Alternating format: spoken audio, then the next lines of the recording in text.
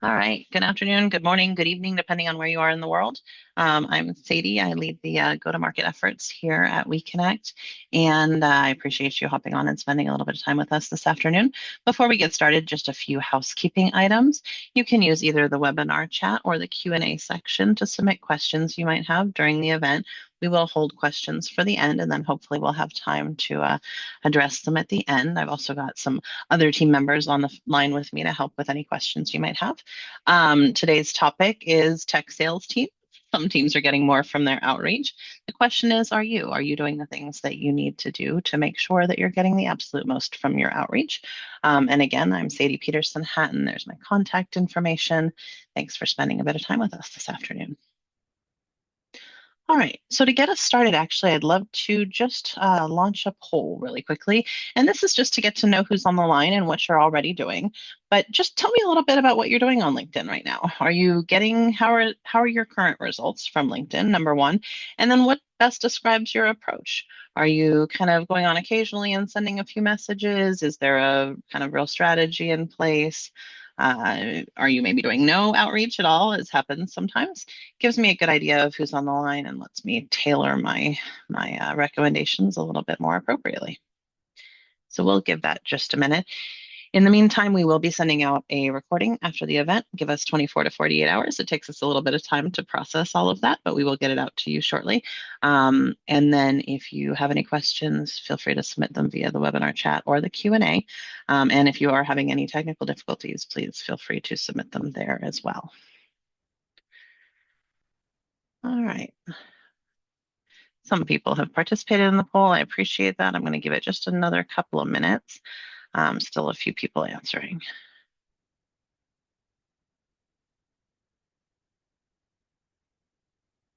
All right, so this is really interesting. To the question, how would you describe your current results from LinkedIn? 0% of the people who responded said they consistently generate client conversations. Not generating leads. Awesome. About half of you said, oh, I get occasional responses, but it's not very consistent. And then about a quarter each were, I'm active, but it's not really doing much for me, or I'm not using LinkedIn for outreach. So the most response is, I get occasional answers, but it's inconsistent, which is really interesting to note. By the way, that's super, super common. We see that all the time. And then let's see, which best describes your current LinkedIn approach? About almost 40% of you said I have a clear system or process. That's amazing. Another 40% or so said I do outreach, but it's more ad hoc. And then the rest of you said I mostly react. I post, I do occasional messages, I respond to people. No one who says they're not actively using LinkedIn yet is on the line with us today. So that's interesting. We had a different scenario on a webinar last week. But about half of you are doing ad hoc versus a clear system or process. And if you'd like to share anything about your system or process, please feel free to pop it in the chat and let us know what you're doing. We always love to hear what is and is not working for people. All right, so I'm going to close out that poll. Thank you for sharing. Again, that just helps me have a better sense of who's on the phone. Let's dive right in. Most outreach doesn't fail from lack of effort. Now, is there a lack of effort problem? Sure. If you are sales, SDR, BDR, whatever that looks like, you have plenty to do. And LinkedIn may or may not be at the top of your list, right? When we do surveys of our customer base to ask them where LinkedIn falls on their lead generation priorities, it is often in the top 3 of their lead generation efforts in terms of results. So it's either the top lead driver, or the secondary lead driver, or the third best lead driver that they have. And part of that has to do with being consistent and how you work the system, what strategy you're approaching, right? But that is very, very common among our customer base. And of course, I get to talk to them all the time about what they're doing. But most outreach doesn't fail from lack of effort. It's lack of strategy, right? We talk about this a lot. A lot of times it's lack of mindset in many, many areas of life. That if you come at it from the right approach, you'll get better results. And if you come at it from the wrong approach, you'll beat your head against a wall and not really get much of anywhere. So the average sales team that I talk to, they're already doing outbound, of course, right? They use LinkedIn. They know the value of the amount of data that LinkedIn has in terms of professional profiles. I think the last number I heard was 200 million in the United States. Either way, and literally billions around the world. It's it's a huge, huge number of people, but more importantly than the number of people is the professional data, right? Where else can you go to get title details, responsibility details, former colleague details, all of the stuff? You just can't. So LinkedIn is a hugely valuable place to find all of that information. And a lot of times, what we see is a lot of teams that are already doing outbound are using some of the same tools, the same channels, and similar activity levels as teams that are knocking it out of the park, but they're not achieving the same results, or they're giving the same answers most of you gave, which is, I'm doing some stuff, but it's not really a consistent lead generation tool. Um, Maybe you're not getting replies and you're sending a whole bunch of messages, but isn't really getting you anywhere. So my question for you is, if you worked twice as hard, would you double your results? Because often that's actually not the case. That's not the way to get to better results. There's a book, and I forgive me, I'm going to mess up the title, but there's a book that's all about the idea that going from 1x to 2x is actually harder in some ways than going from 1x to 10x. And that's because to go to 1x from 1x to 10x, you have to think about things differently. Whereas if you're just trying to double your growth, you maybe think, oh, we can just work a little bit harder. We can work a little bit later, right? A few more late nights and we'll be okay. Whereas if you want a 10x, you're going to have to change things and create new systems and processes and really up level your game to accomplish that. And so coming at it from a 10x perspective is in some ways easier than thinking about what does it take to get us to, 20% growth, 30% growth, 100% growth. All right. So for most teams we talk to, sorry, effort does not equal increased results. It just doesn't. It really comes down to how you're structuring your outreach. All right. And there are three levers that we pull when we talk about LinkedIn outreach, right, that drive those results. These shouldn't be a surprise to anyone who's been in sales for any length of time, certainly not a surprise to any marketing people. Who you target, how you engage with those targets, and how you operationalize it or systematize it are the ways that you get the results that you want, right? And so I'm actually going to open up another poll, and I apologize for the repeated polling right back to back here. I'm going to open up another poll, and this one is just about your self-assessment.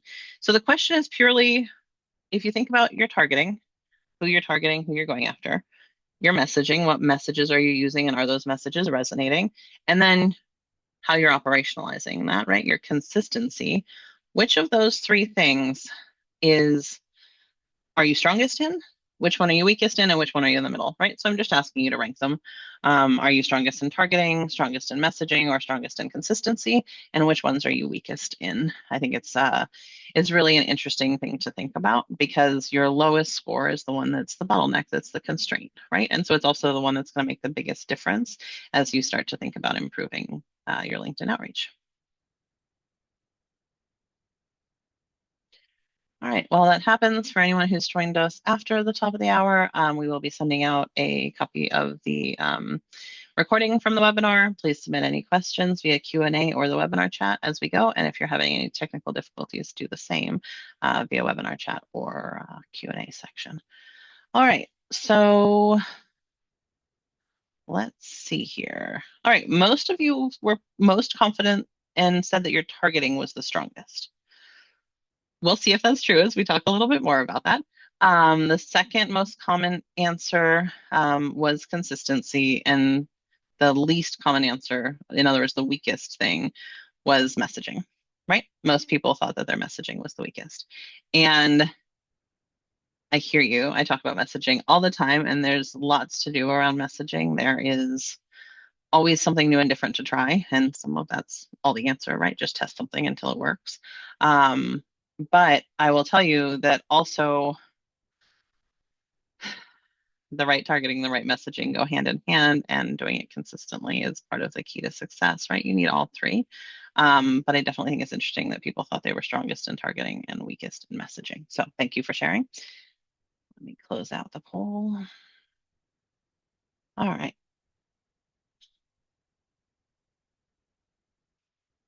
So part of it, one of the things I want to talk about is on LinkedIn, most commonly what I see teams doing is manual outreach that's sort of ad hoc, meaning they don't even have a schedule or a plan to do it. They just hop on LinkedIn a few times a week, maybe it's every day, and send out some messages. And maybe they have the latest idea about who to target in those messages from their marketing team, whatever that looks like.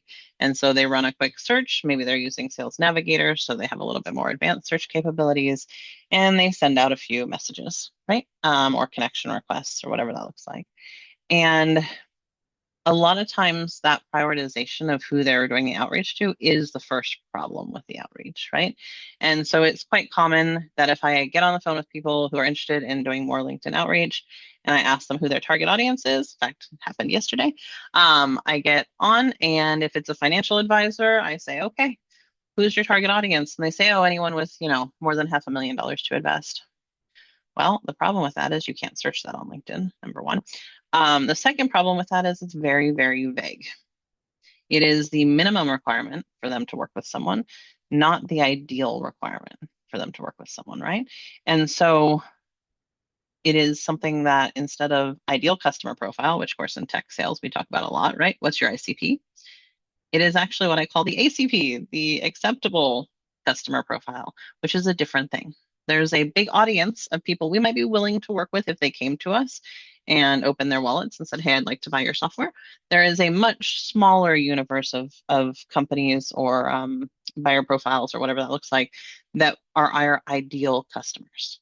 Ideal customers are easy customers, right? They're the ones that are an absolute dream to work with. They're the ones that become case studies. They're the ones that use your software effectively. They're the ones that refer your friends. They're probably not your big problem customers that are always taking up, it's the 80-20 rule, right? It's the 20% of customers who are not causing 80% of the problems. Um, Ideal customer profile doesn't look like something generic like VP of sales at SaaS companies. It's much more specific than that. And so some of that's really simple, right? It's better targeting to add that in 50 to 200 employee size companies. Okay, fine.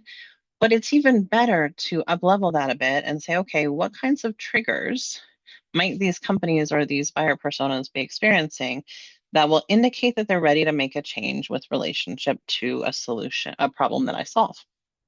So again, in tech sales, I think we talk about pain points a lot. We go, oh, they have to, to bring it to a personal level, they have to need to do laundry. That's a pain point. Everybody needs to do laundry essentially, right? Um, However, maybe doing laundry is miserable, but they are perfectly content with the way that they're doing laundry and they're not planning on changing the way that they're doing laundry. So they have a pain point, but they don't have a trigger. There's nothing causing them to say, you know what, I really need to do my laundry differently. What's going on? Well, in that scenario, a trigger might be um, that their washing machine broke, and they figure as long as they're buying a new washing machine, they might as well do some upgrades and start doing something differently, right? So they go looking for an alternative to the same old washing machine that they were doing before. So that's an example of a trigger versus a pain point. In this case, VP of sales at a SaaS company, maybe your software solves a problem that is really commonly one that they need to solve right around the time that they're hiring new SDRs. Or maybe poor quarterly results, failing to meet quota, failing to meet revenue numbers, etc., triggers them to hire SDRs in the last 30 days. And it's also an indicator that they might have a trigger for your particular software solution, right? So adding a specific timing trigger, such as hiring SDRs in the last 30 days, can absolutely improve your results. And then, by the way, adding some activity triggers, if you have the ability to do so, about how recently they've been active on LinkedIn, of course, is going to increase your response rates, right? If they're not active on LinkedIn, maybe they log in once a year to check in with old colleagues. You're, of course, much less likely to get a response. So why focus with so many professionals on LinkedIn? Why focus on the ones that are almost never there? So just a simple example of improved targeting, and we'll go into some deeper examples as we go forward. Actually, while I'm talking about deeper examples, if anyone is on the phone and willing to share an actual outreach message or campaign that they're doing live on the phone and have me critique it and make some recommendations, please drop it in the chat to me. If no one's willing to share, and I can totally understand that, I have some examples to go through, but it actually might be fun to go through some live and do some active critiques and see if we can't improve some of your campaigns. So with that said, there is a tiered system of, your tier one prospects. Again, those ICP are not only going to be high fit with what you're looking for, but high intent. They have some sort of trigger that you can identify that would indicate they might be ready to move. Now, your tier two prospects still going to be a strong fit, but maybe there's no particular reason why they might want to make a change at this particular time, right? So those ones are kind of more of a shot in the dark where you're not sure if they might have a trigger that would lead them to come want to talk to you and solve this problem.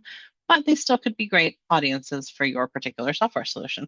And then tier three, anyone who's outside of those top two tiers, they're just nurture. They might be interesting if they happen to have a need or if they came your way, but they're not in your top target audience list, right?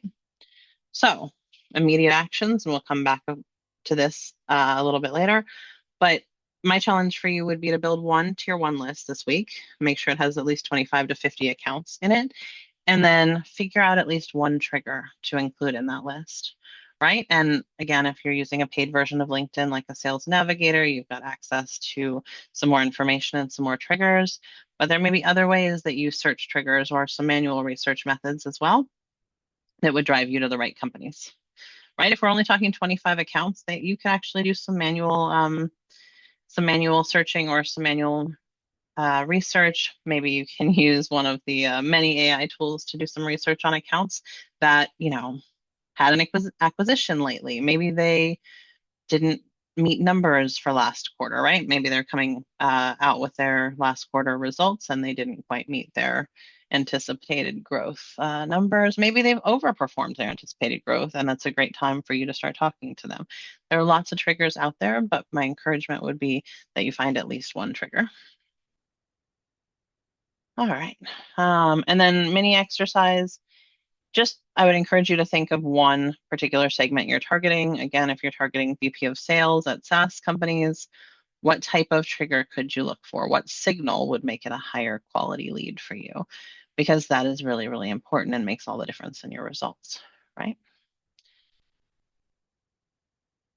All right, why most outreach gets ignored. What happens on most of your outreach? Well, you get a pitch, right?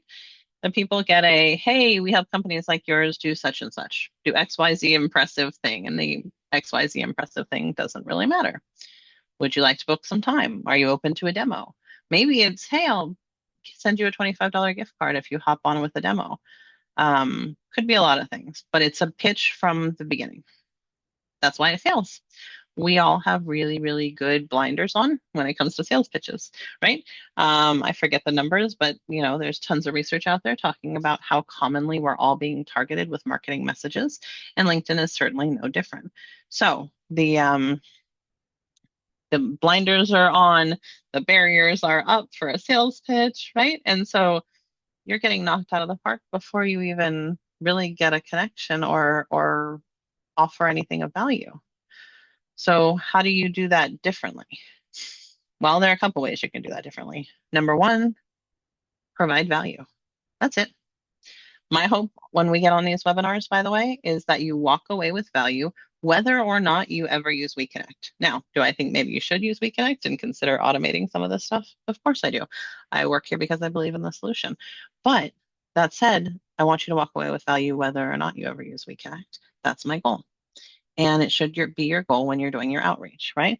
So that's part of a failure point is you're starting asking for them for something and they don't owe you anything. They don't have any reason to talk to you or trust you at this time. But the other thing is there's no context, right? It's just out of the blue. And there's no reason why they should pay attention. It's often really generic. I give the example, and I use this example a lot, that about a year ago, I got a pitch on LinkedIn that said, hey, we're featuring, the most famous male tennis players under 40. Would you like to be part of this? Well, I don't play tennis. I'm not under 40 and I'm not male. Other than that, your targeting was great. Obviously, I didn't respond. Actually, I think maybe I did respond because I laughed quite hard and explained to them that none of those things was accurate. So possibly they needed to update their targeting. But it's really easy to ignore, right? It's like, oh, you're totally irrelevant to me. Why would I even give you half a second of my attention? My attention is valuable. We all have way too many things arguing for our attention. And so don't make it easy to ignore. Make it hard to ignore. Give them some value or intrigue them or something. So, what might be a better version? Hey, I noticed you're hiring some SDRs. Ask a question related to them hiring SDRs, right? How do you do your training? Are you ramping up SDRs in a certain way? Have you considered this challenge? Is there value? I noticed you're hiring SDRs. Are you getting enough prospects to hire, or do you need some referrals? Because I have a few in my network, right? That's a great one. Offer value, offer to help them, and now they have a reason to respond and engage with you, right? So that's one of my favorites. Offer to help them out in any way you can. I have a bunch of SDRs in my network. Would it be helpful if I sent a few names your way? You're going to get a response, right? You're going to make a connection and they're going to pay attention. So it works. All right. So context, that you understand a little bit of what's going on with them, relevance, something that they are likely struggling with already, and then a low friction ask. Again, it's really low friction to offer them something and let them say yay or nay. But also, if you come at it with curiosity, not a sales pitch. A sales pitch is a high level ask. Lower friction ask works better. Um, you get the idea. But again, LinkedIn is a networking tool.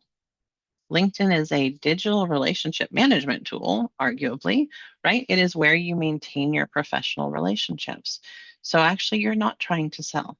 You're trying to start a conversation that may lead you to a sales opportunity at some point, or it may not. In fact, it may lead you to a sales opportunity with a referral from someone else that, they went, oh, I'm not interested and this is not my speed, but hey, I have a friend who's really interested. There are lots of ways that your network pays off, and direct to a sales pitch and direct to a lead is not one of them. It's a longer term game than that, unfortunately. I know that's frustrating. All right. Consistency beats intensity. We see this a lot too, especially maybe the beginning of the quarter, right? End of the quarter in a lot of tech sales teams, at least that I've worked with, you're trying to close out your deals, blah, blah, blah. And then the beginning of the quarter is a little slow. Maybe you've got a few straggly deals, but it's a little slow. So you start going, oh, I should really push hard on LinkedIn. And you do it for a few weeks or maybe a month at the beginning of the quarter, and then it starts to get busy again, right? And you stop doing it consistently. Maybe if you're really, really great at it, you have a particular cadence, right? I've seen some really great salespeople who've had, Friday morning I do LinkedIn outreach, or Tuesday and Friday, or whatever that looks like. Oh, excuse me.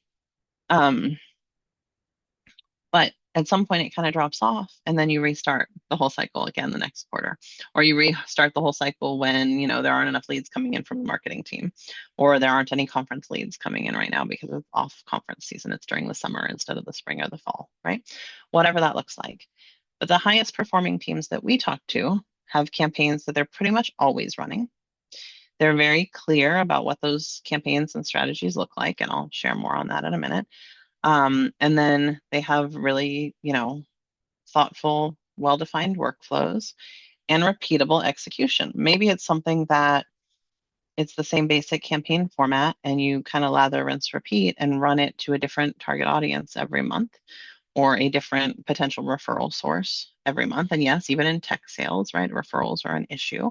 I think a lot of people think about referrals when they think about financial advisors or other type of audiences. Absolutely, in tech sales, referrals are still an issue. So if you're not running referral campaigns, you absolutely should be. So what does that look like? On a daily basis, maybe you're doing 20 to 30 targeted outreach, right? This depends on your account. By the way, if your account is currently not doing any outreach, please don't go on and do 30 manual outreach items tomorrow.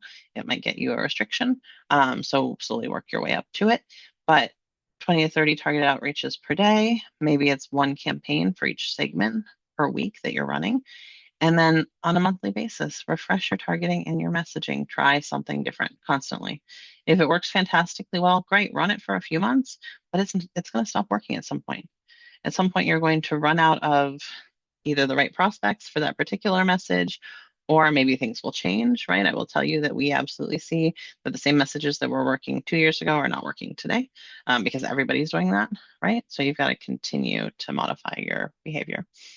All right, and then consistency removes randomness and drives predictable results. What does that mean? It means that if you're running a referral campaign and targeting, 30 or 40 new referral sources a month, maybe one to two of them, maybe four of them, 10%. I've literally seen 10% results.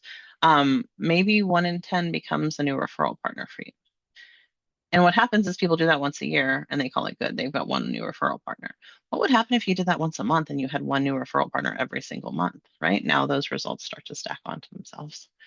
And by the way, you can also use LinkedIn to keep in touch with them and nurture those referral partners so that you stay top of mind. All right, a simple framework. Step one, do we have a clearly defined tier one segment? Going back a little bit, tier one means high fit and high intent. Is there some kind of trigger for those prospects? What are they doing? Is there some sort of activity that makes it clear that they are likely to want to engage with you? So, do we have a clearly defined tier one segment? Are we using a real signal or trigger? And by the way, sometimes I think triggers are hard to find, and I understand that. But I'll use the financial advisor example again. It's tax season is not a trigger. It's tax season for all of us. It's April. We all know it's tax season, and it's tax season every single year. I may hate doing my taxes and be doing it in a horrible way. That does not at all mean that I'm going to fix it and do it differently this year, right? So simple seasonality may or may not be a trigger unless it's genuinely like a problem they need to solve every season, or there's some reason why this seasonality is different, that this seasonality means they have to solve it. Now, some really great triggers or signals, regulatory triggers, right? Market events, changes, these kinds of things can come out of the blue and be unbelievably strong triggers for you to tie into. But we just want to make sure it's real and not something simple like a seasonality. All right. Does the message include context? Is the message really, really clear about why you're reaching out and how you can help? And there's a good reason or justification to do so, right? If you're reading the message thinking all I'm doing is making an ask of them and not really giving them any value or giving them any reason to respond to me, it's probably not the right message. And then, is it part of a structured sequence, right? Are we being thoughtful about what order we're doing things, whether we're combining multi-channel outreach, maybe we're doing LinkedIn plus email or LinkedIn with a series of text messages, whatever that might look like. All right. So if any of these pieces is missing, your results will be inconsistent, of course, right? So we're not asking you to actually increase the volume of outreach that you're doing. We're asking you to do the outreach more effectively. And again, I'm going to go through a live example, so hopefully we'll see this in action. By the way, if you volunteered to share your screen, I see you, I hear you, I appreciate you, and we will get around to you. All right, so let's talk about some campaigns that you might want to run immediately. Trigger-based outreach. This is something that you're going after prospects with very clear signals.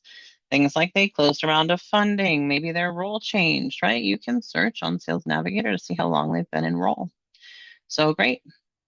If a new VP of sales comes on board, spends 90 days figuring out what's going on, and then between day 90 and day 180, they are often looking to solve problems that you can help them with.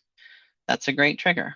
It's a signal that they might be in the right frame of mind at the moment. Obviously, hiring can be a good one, and you might use a sequence that is very specifically talking about that trigger. It's likely to get their attention, right? All right. Trigger-based outreach is one example. A re-engagement campaign. A lot of people are doing re-engagement campaigns on email or maybe making phone calls. If you're still making phone calls, God bless you, because I know it's challenging right now. But these are older leads, stalled deals, and LinkedIn can be a great way to reach out to them because guess what? Their email address might have changed if they changed roles, especially if it's a stalled deal. I see lots of stalled deals that end up because someone changed role and went to a different company and the deal just fell by the wayside, right? So LinkedIn can be an amazing way to capture those people. But you want to be specific about why you're reaching out. Hey, I saw you guys had lower than expected results last quarter. Would this be a good time to talk about increasing your pipeline? Now there's a reason to answer. They're like, oh, you might know something that I do need to know. And there could be lots of follow-up angles, right?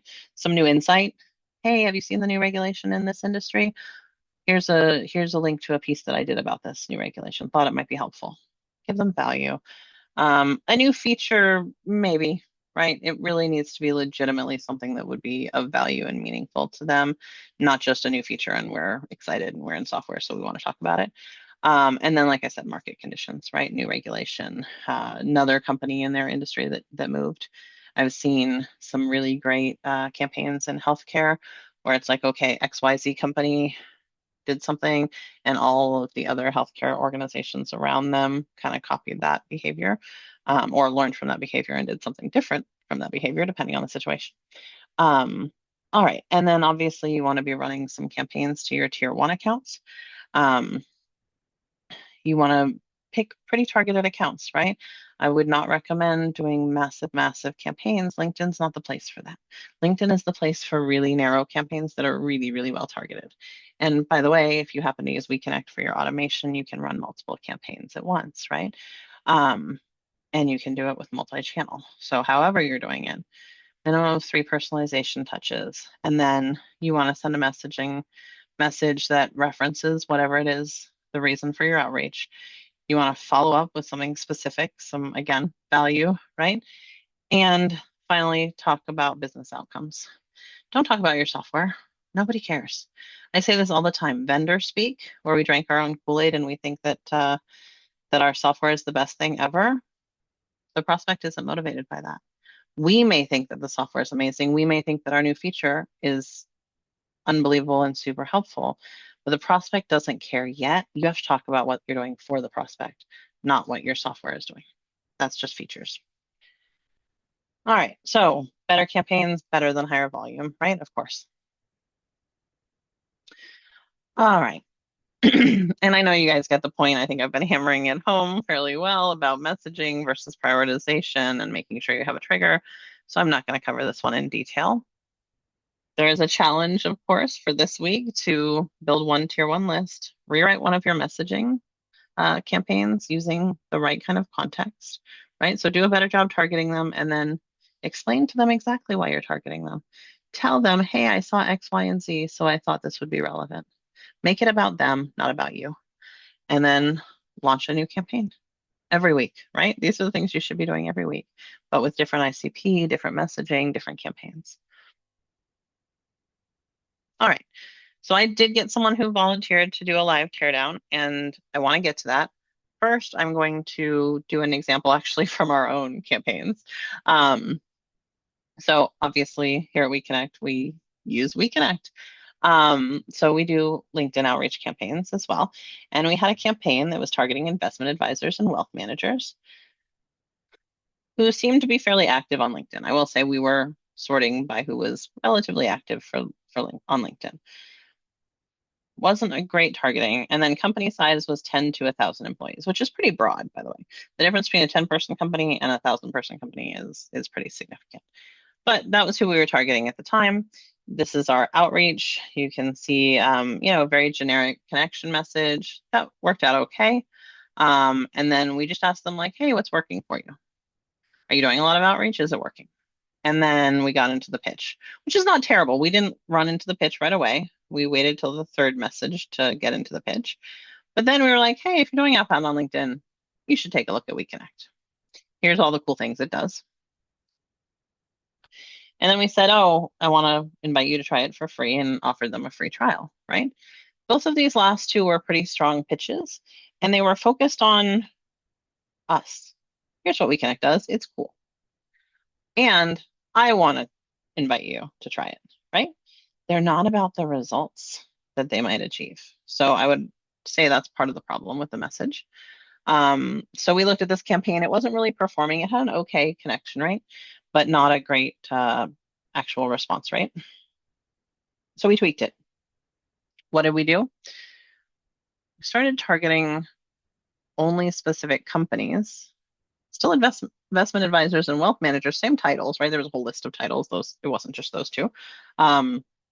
We started doing it specifically by company and specifically by some of these larger companies, right? Because we weren't going to do individual campaigns for a 10-person company or a 50-person company. But some of these really large companies,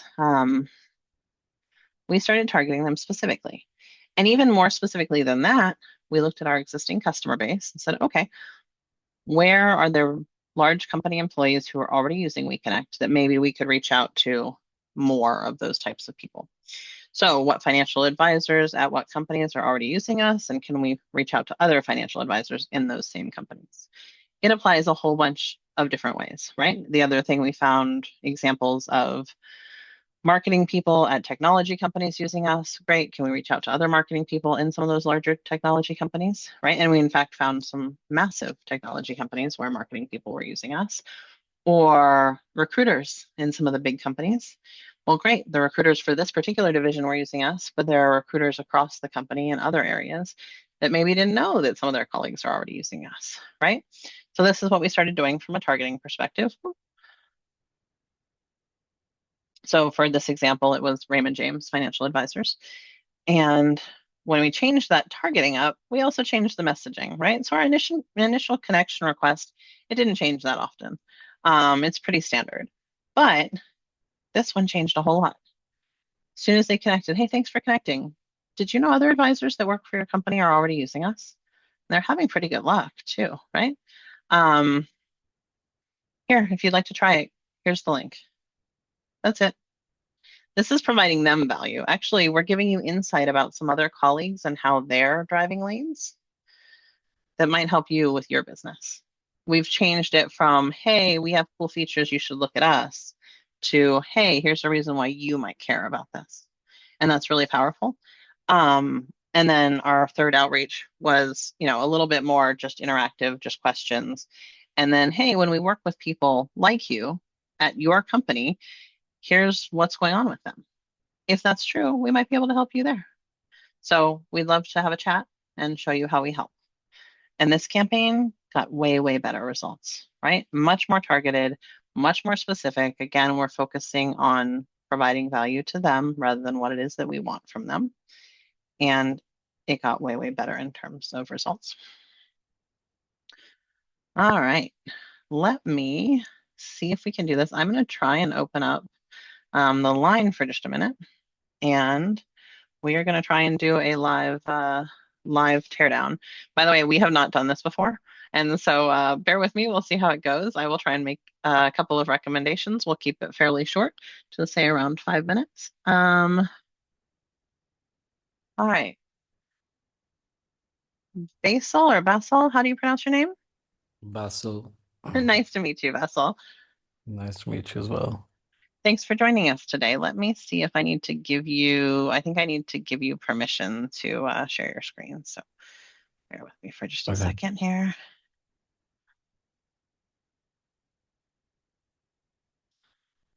All right. I think you can do it now. See if you're able to share your screen with us.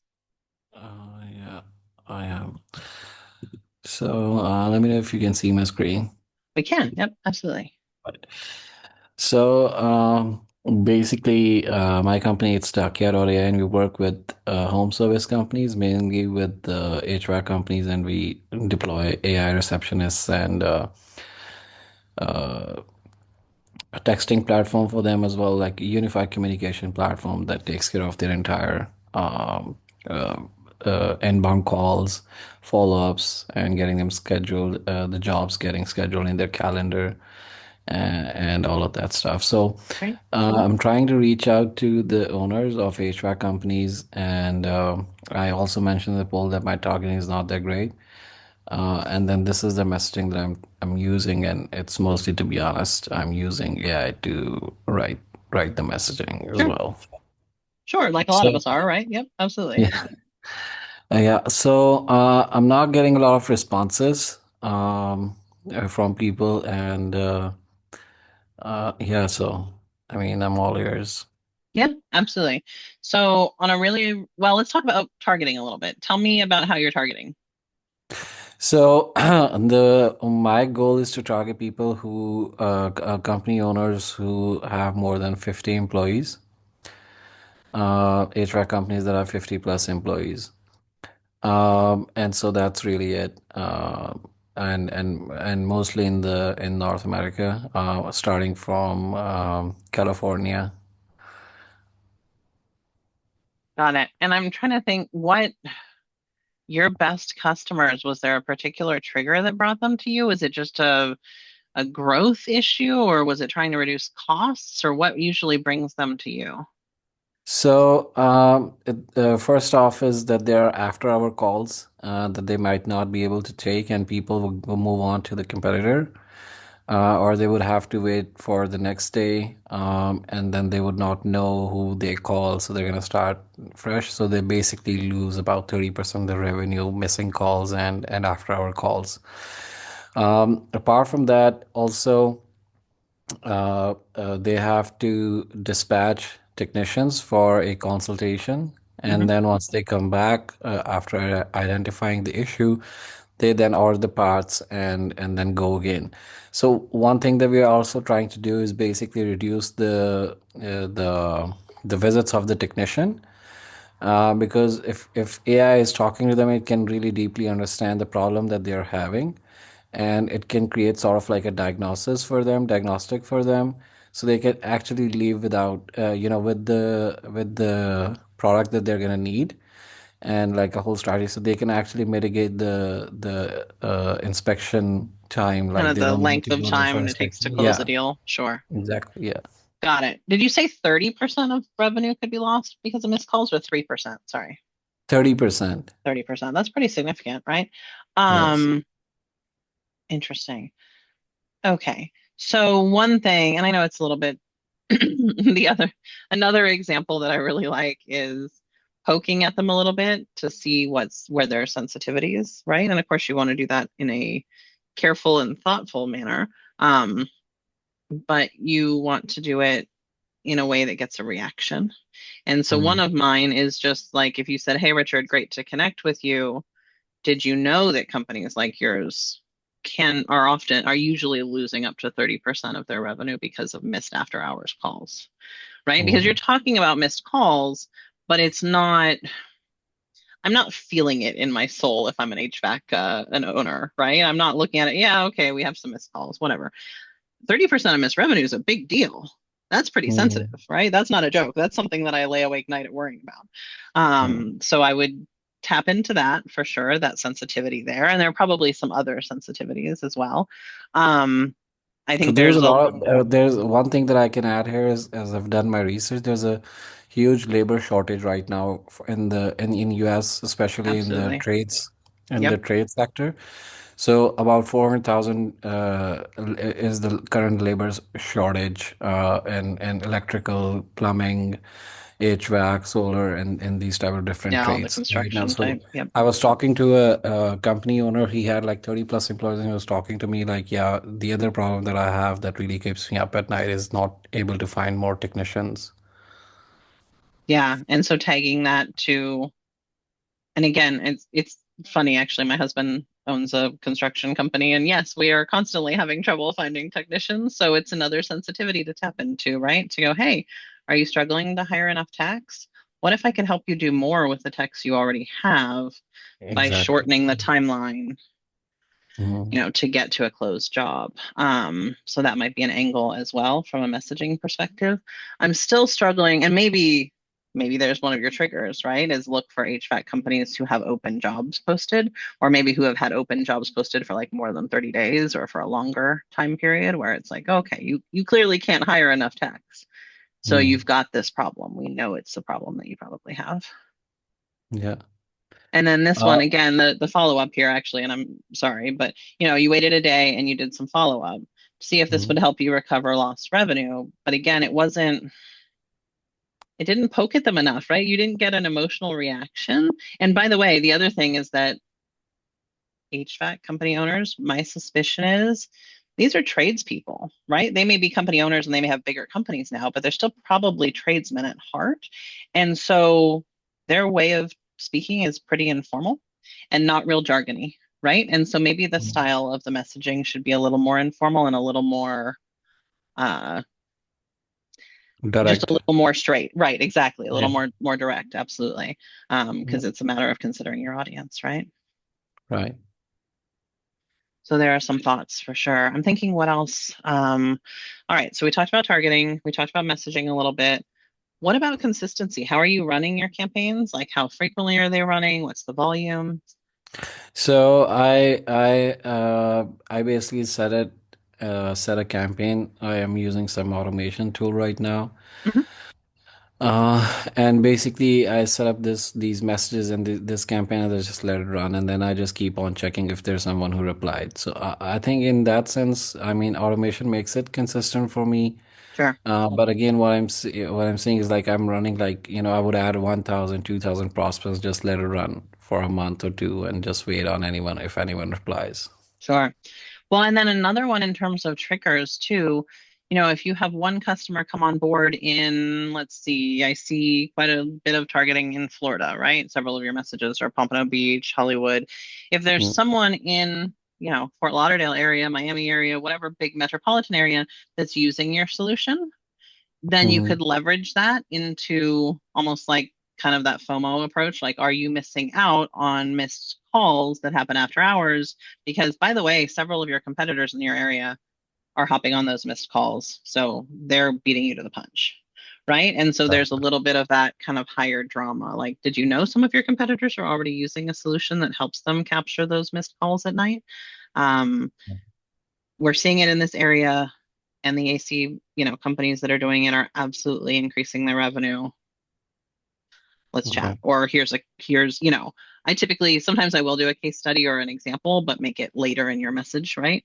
Don't make it up Mm, front, but do it number 3 or number 4, right? Like, here's an example of how we helped so and so, and then shoot them a link to a video or something like that. got it. And also, how many messages do you recommend after connecting that someone should be sending? Yeah, it's interesting because I'm a marketing person. So I'm like, we should send them messages until the end of time, right? That's my default. Mm, Most of the sales teams that I talk to that are really, really successful, they don't send that many. They move on fairly quickly because you've got a limit on LinkedIn anyway, right? yeah, So yeah, if you've got, 100 actions limit or whatever that looks like, why waste it on prospects? Just, okay, I'm following up. Okay, I'm following up. Okay, I'm following up. Send them, a couple of follow-ups and then move on. And okay. maybe send them an email in addition to LinkedIn, right? Combine different methods because some people are more responsive on one than another. But I wouldn't do a crazy amount because I just don't see your results trail off after a couple. Got it.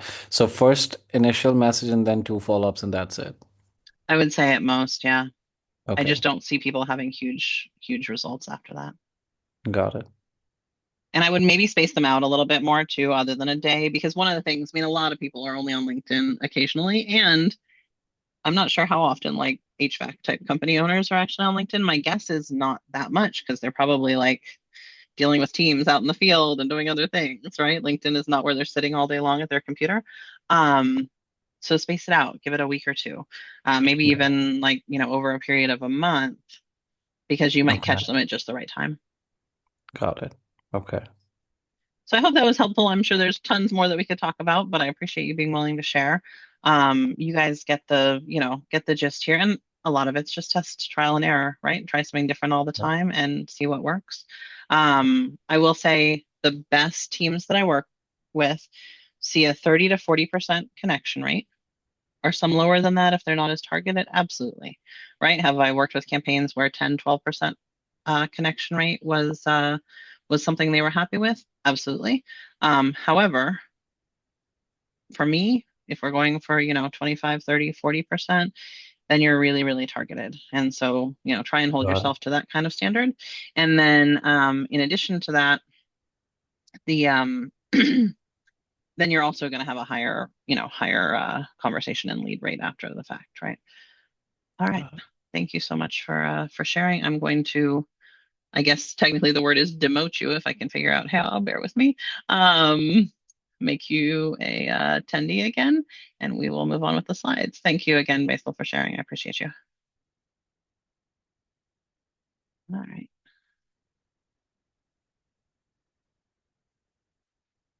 That was actually a lot of fun. We have to maybe do that in some other webinars. Thank you. Thank you guys for being willing to share. I appreciate you. All right. Um, some tools to help. And we're already at 50 minutes after the hour, so I won't keep you a whole lot longer. But I did want to share if you are not already familiar with the social selling index on LinkedIn. And by the way, if you are on Sales Navigator or another paid solution, you probably see this regularly when you log in.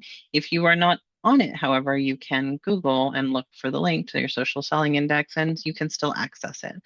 It is super helpful in terms of how you're doing on LinkedIn compared to others in your industry and others in the network as a whole. And so this is an example that we used to have of somewhere in the software development industry. But just, how are you doing? How are you? Their score is how are you establishing your brand? How are you finding the right people? How well are you engaging on LinkedIn? And how well are you building relationships? It can be a tool for you to have an indicator of how you're doing overall on LinkedIn. Because, by the way, your messaging, your outreach, your campaigns, not the only thing that matters, right? We very, very consistently see that the people who get the absolute best results from their outreach are also posting regularly, posting at least once a week is what I mean when I say regularly, and having regular engagement as well. All right.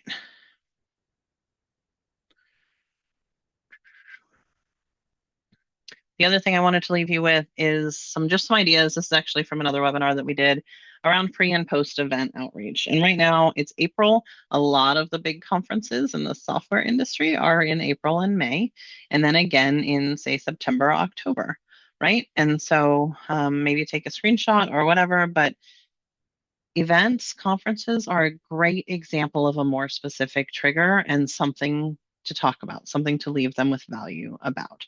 And so, whether or not you're going to the event, right? Maybe you're not going to SaaStr this year or not going to Dreamforce or whatever that looks like, but you know that your target audience will be there. Right. Do some outreach around that event.